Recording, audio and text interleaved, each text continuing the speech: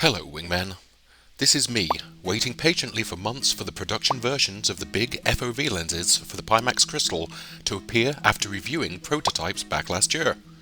I then heard the sound of a poorly maintained vehicle outside and rushed to the window, and there it was, a package from Pimax gracefully delivered by USPS. Luckily for me, they had been packaged well and I was eager to try them out. These came complete with integrated infrared LEDs, therefore being eye tracking capable, unlike the prototypes. After removing the face gasket from the crystal, I removed the lens retainer screws and rotated the left lens counterclockwise and the right lens clockwise to remove. I clicked the big FOV lenses back into place and replaced the retainer screws and then the face cover. A quick sanity check using my phone camera showed that the IR LEDs were connected and functioning. I gingerly donned the headset, and to my surprise and absolute disappointment, the image I saw was horrific. There was terrible barrel distortion, the chromatic aberration was like a kaleidoscope, and the lenses were rapidly steaming up from the tears welling in my eyes.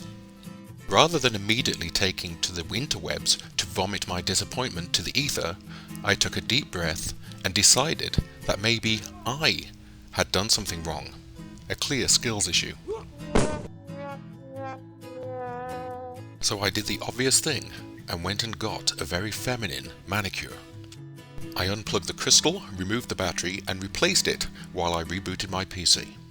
Also uninstalled the AlmaLens digital lens plugin, as it was most likely causing the extreme chromatic aberration as it would assume the standard lenses.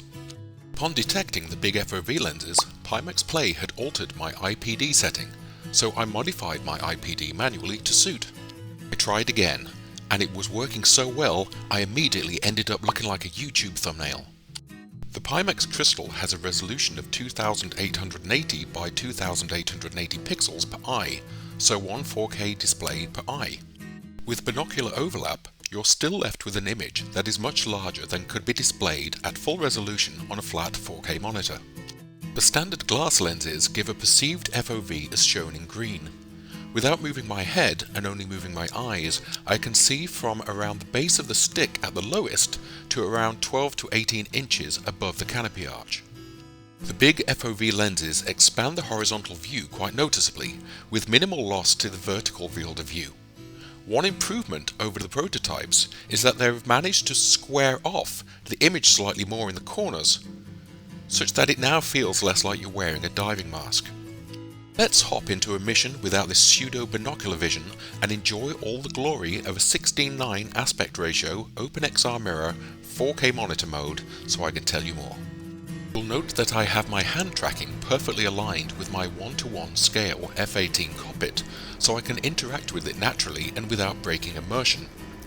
I'll be making a step-by-step video on how to align your virtual hands with the real-world switches and buttons soon, so please remember to subscribe, click like, and slap that bell if you want to be notified when I publish videos.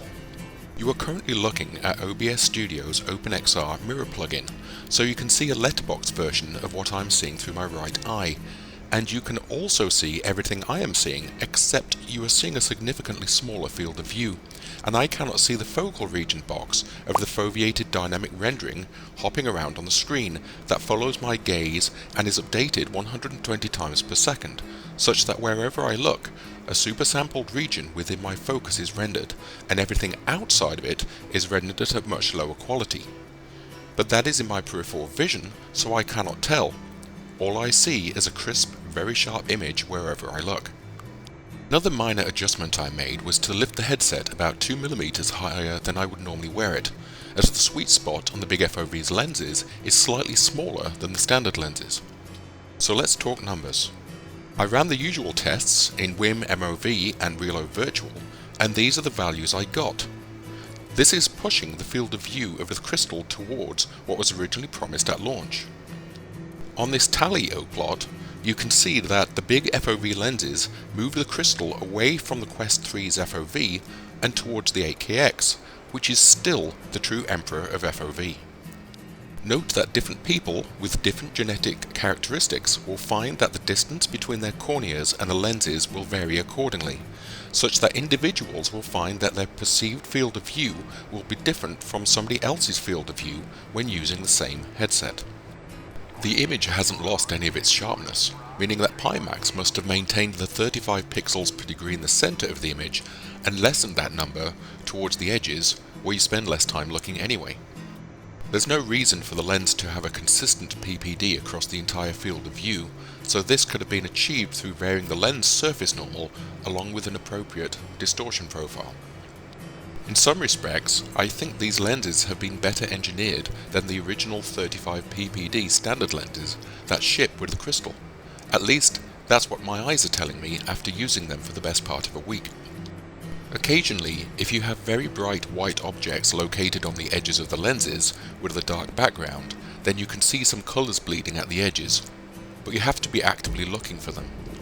This is something that would occur with most aspheric lens systems anyway, and typically you wouldn't be straining your eyes to one side that much unless your neck was in a brace due to an injury, and then you probably wouldn't be doing VR anyway. So the big question is, would I go back to the standard lenses? Well, I did swap back to the standard lenses, and I didn't like them that much anymore, so I scurried back to the big FOV lenses, and I'm now pretty happy with them.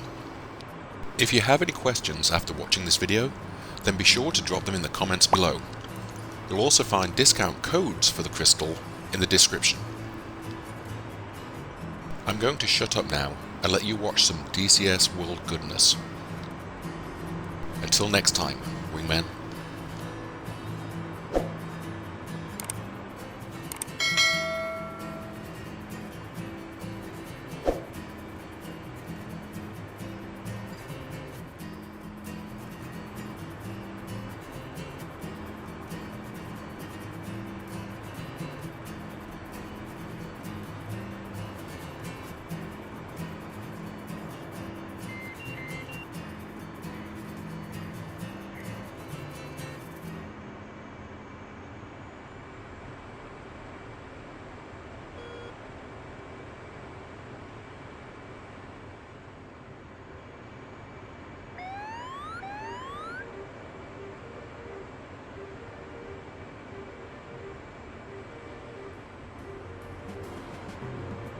Sincere.